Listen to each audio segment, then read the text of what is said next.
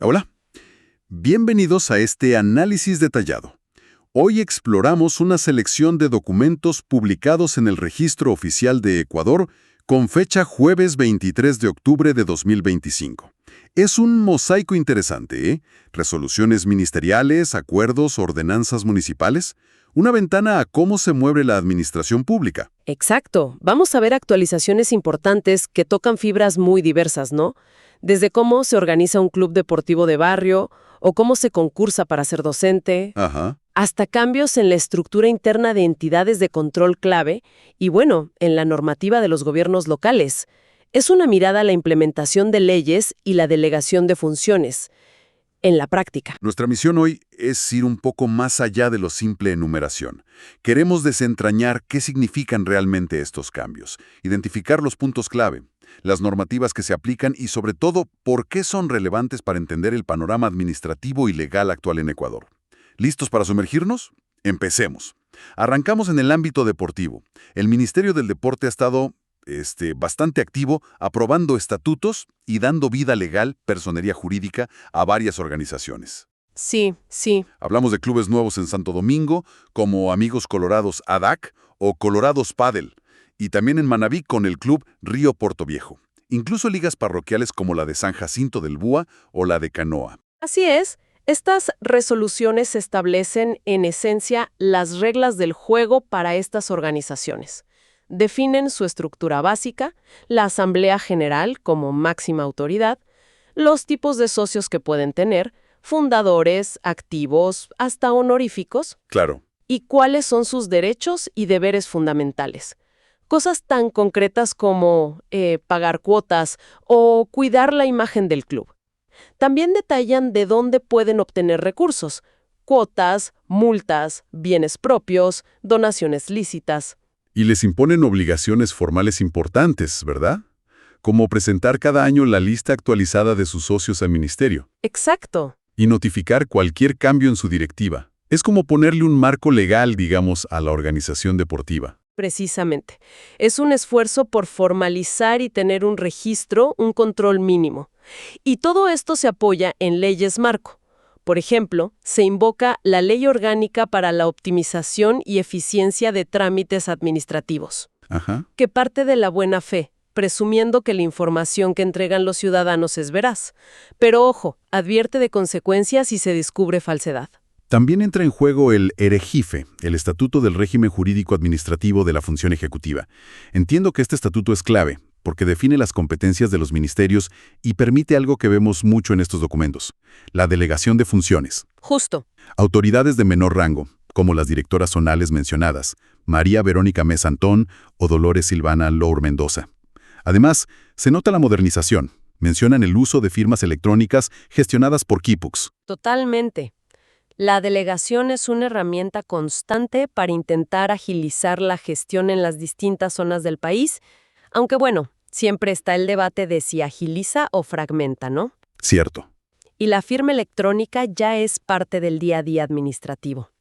Dentro de este bloque deportivo hay una reforma particularmente relevante, la de los estatutos de la Asociación de Fútbol de Santo Domingo de los Cháchilas, la AFTSA.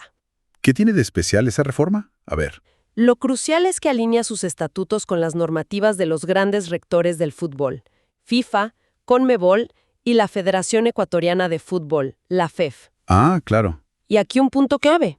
La asociación se somete expresamente al Tribunal de Arbitraje Deportivo, el TAD, para resolver cualquier disputa interna o deportiva. O sea que salen de la justicia ordinaria para eso. Exacto. Eso significa renunciar a la justicia ordinaria para estos temas, algo que exigen los organismos internacionales para mantener la autonomía del deporte.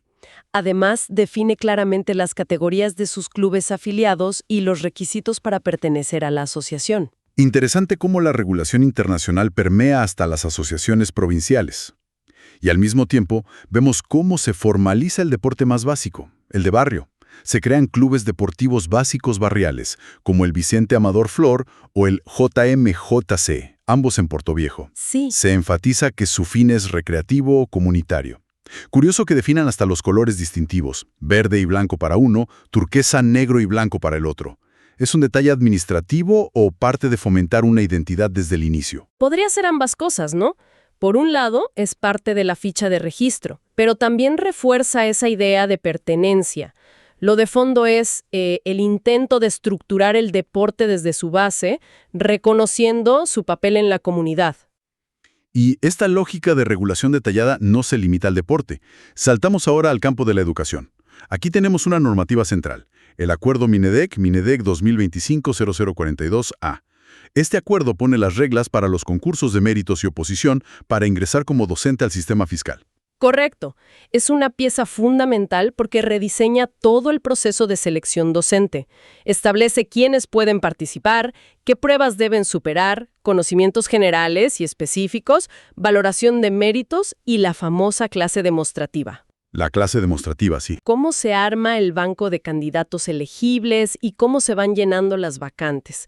Todo esto, por supuesto, anclado en la Constitución y en la LOEI, la Ley Orgánica de Educación Intercultural. ¿Hay algún punto que destaque particularmente en este nuevo reglamento? Sí, hay un tratamiento diferenciado muy interesante para la provincia de Galápagos. La normativa aplica la Ley Orgánica de Régimen Especial de Galápagos para dar, preferencia y puntos adicionales en los concursos a los residentes permanentes de las islas. Ah, mira qué bien. Siempre que estén inscritos en la Bolsa de Empleo local.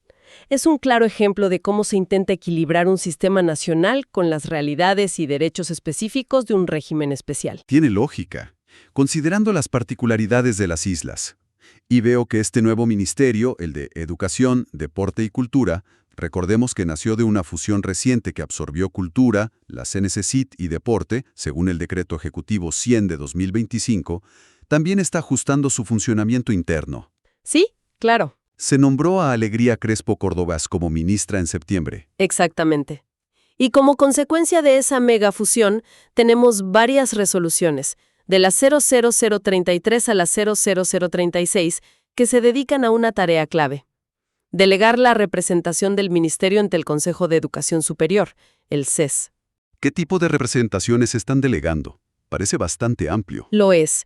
Se delega la participación en el Pleno del CES, que es el máximo órgano, pero también en todas sus comisiones permanentes, la que ve temas de institutos y conservatorios, la de salud, la de universidades, la de posgrados y hasta la de doctorados. ¡Wow! No solo eso, también se delega la representación en comisiones ocasionales que crea el CES para temas puntuales. Como las que revisan auditorías, reformas de estatutos universitarios, el reglamento de carrera docente, títulos no registrados, el plan contra violencia de género o el reglamento de gratuidad. Nombran delegados principales y suplentes para cada instancia. Tanta delegación, ¿es una forma eficiente de manejar la carga de este superministerio? ¿O se corre el riesgo de que se pierda la visión de conjunto con tantos representantes dispersos? Esa es la pregunta del millón con las delegaciones masivas, ¿no? En teoría, buscan agilidad y especialización. En la práctica, el desafío es mantener la coherencia y la línea institucional. Refleja, sin duda, la enorme amplitud de temas que ahora debe gestionar este ministerio fusionado. Y la actividad administrativa sigue en otras carteras. El Ministerio de Gobierno, por ejemplo, también figura aprobando personerías jurídicas, en este caso para organizaciones religiosas. Sí. Tenemos ejemplos como el Ministerio Evangélico Profético Valle de Sarón en Durán y la Iglesia Bautista Reformada Gracia Soberana en Santo Domingo. El procedimiento aquí es similar al que vimos en deporte, pero se rige por la Ley de Cultos y su reglamento: solicitud, informe técnico favorable y acuerdo ministerial. Un dato interesante es el trasfondo burocrático. Esta competencia para aprobar organizaciones religiosas pasó de la Secretaría de Derechos Humanos al Ministerio de Gobierno a finales de 2022. Ah, ¿hubo un cambio ahí? Sí, mediante el decreto 608, y a su vez el ministro la delega internamente al subsecretario correspondiente. Un pequeño baile de competencias, digamos. Una vez aprobadas, estas organizaciones deben elegir directiva y reportar sus cambios. Pasamos a infraestructura y transporte, otro ministerio con nombre nuevo tras una fusión reciente, ¿no? El decreto 10 de agosto. ¿Qué vemos ahí? Principalmente delegaciones muy específicas. Un acuerdo delega al viceministro de Servicios y Transporte para que asista a una sesión puntual del Comité de Optimización Energética. Ok. Otro acuerdo delega al viceministro de Infraestructura para que represente al ministerio con voz y voto ante el CIEPS, el Comité Interinstitucional de la Economía Popular y Solidaria. Entonces, el patrón aquí es usar la delegación para asegurar presencia en comités institucionales clave, como para cubrir todas las bases. Exacto. Son delegaciones puntuales para tareas específicas de representación de alto nivel, probablemente para no sobrecargar la agenda del ministro titular. Y una lógica similar vemos en telecomunicaciones, en el Mintel. Se delega al coordinador general jurídico la firma de trámites ante el SENADI. ¿El Servicio Nacional de Derechos Intelectuales? Eso es, una medida práctica para agilizar gestiones especializadas de propiedad intelectual. Bueno, y ahora pongamos la lupa sobre la Contraloría General del Estado, la CGE. También hay movimientos importantes allí, reflejados en 3 acuerdos, 065, 066 y 067. Hay que tener presente que la Contraloría ya venía de un proceso de reestructuración iniciado a principios de 2025. Exacto. ¿Qué es lo más significativo de estos nuevos acuerdos? ¿Cuál es la historia detrás de esta reorganización? No surgió de la nada, ¿eh? Responde en gran medida a una sentencia reciente de la Corte Constitucional, la 5225-25. Ok. Esa sentencia declaró inconstitucional, por vicios de forma en su trámite, la Ley Orgánica de Integridad Pública. ¿Y qué efecto tuvo tumbarse esa ley para la Contraloría?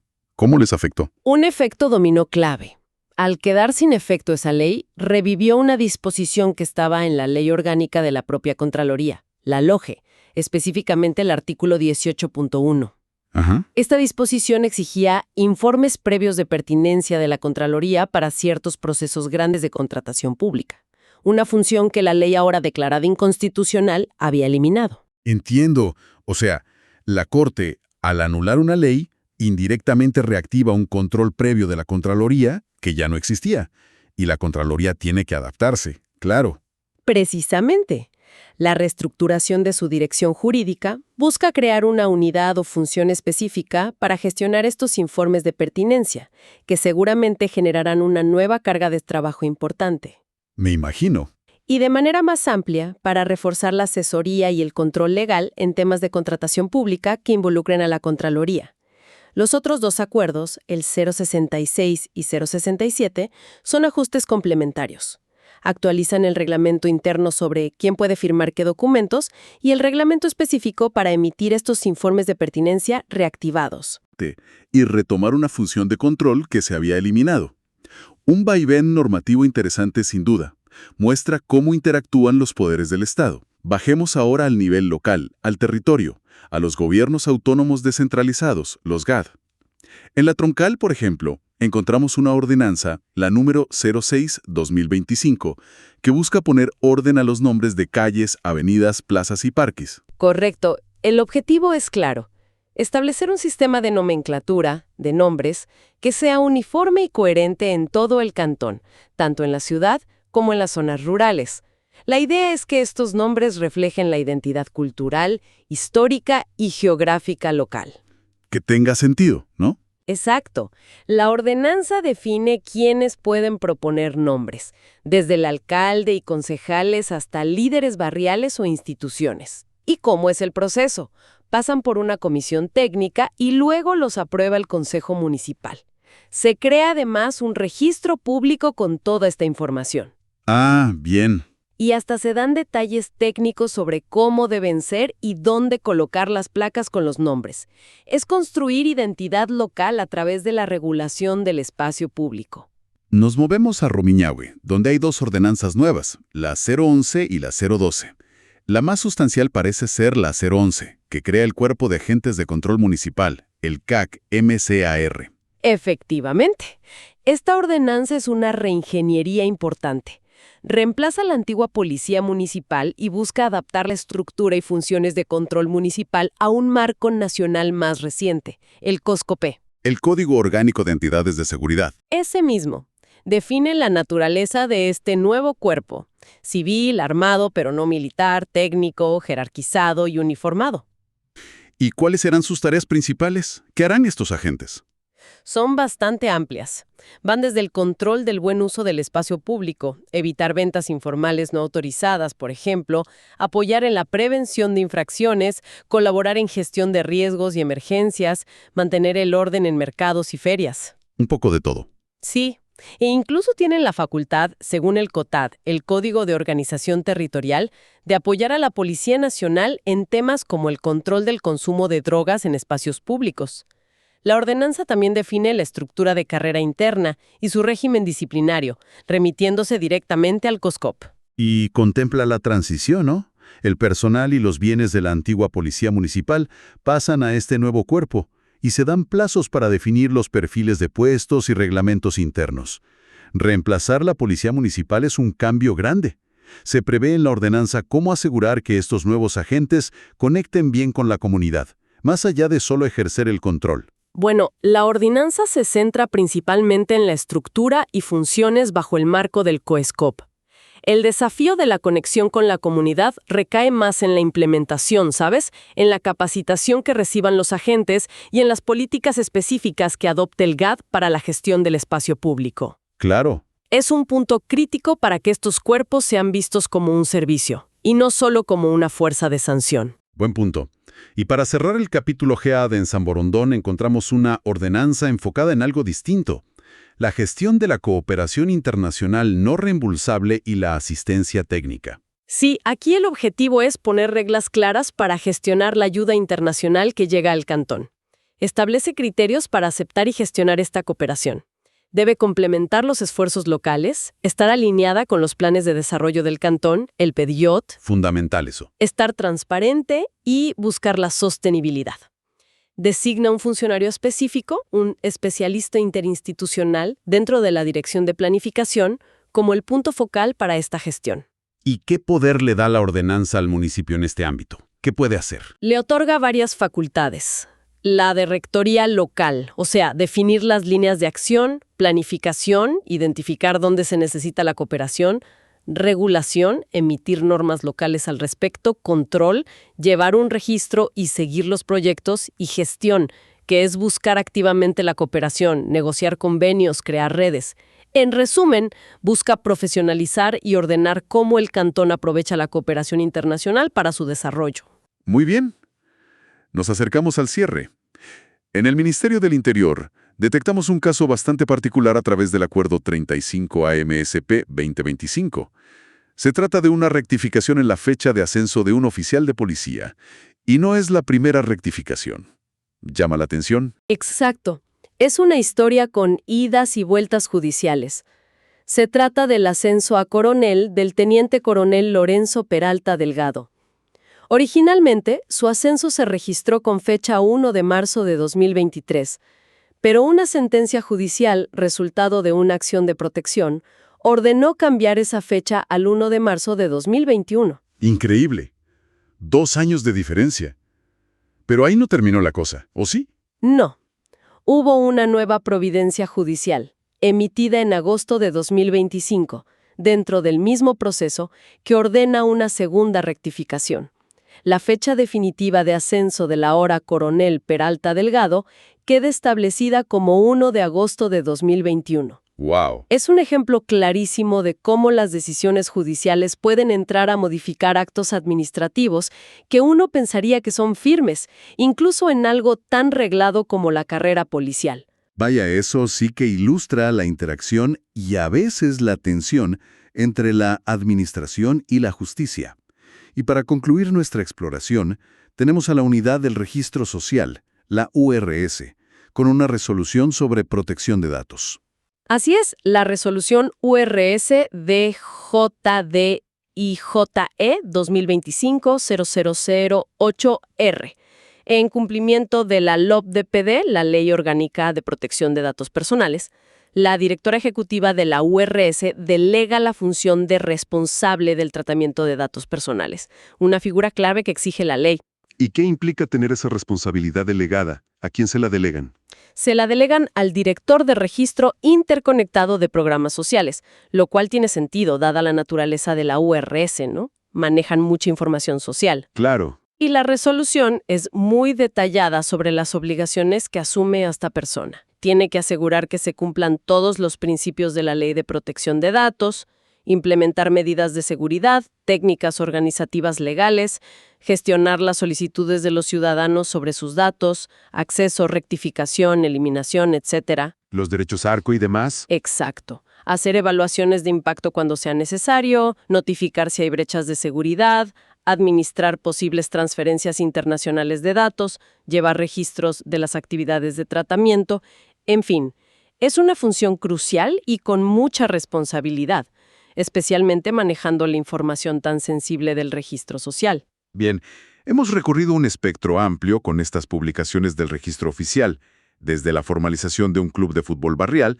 hasta reorganizaciones complejas en ministerios y la Contraloría. Ajá. Pasando por nuevas reglas para docentes, ordenanzas que redibujan el control municipal y hasta el impacto directo de decisiones judiciales en ascensos policiales y la necesaria implementación de la protección de datos.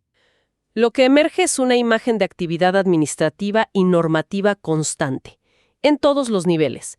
Se observa un uso intensivo de la delegación de funciones como un mecanismo recurrente para intentar, y subrayo intentar, agilizar la gestión pública. Siempre el intento. Siempre el intento. Vemos también cómo se consolidan herramientas digitales como la firma electrónica.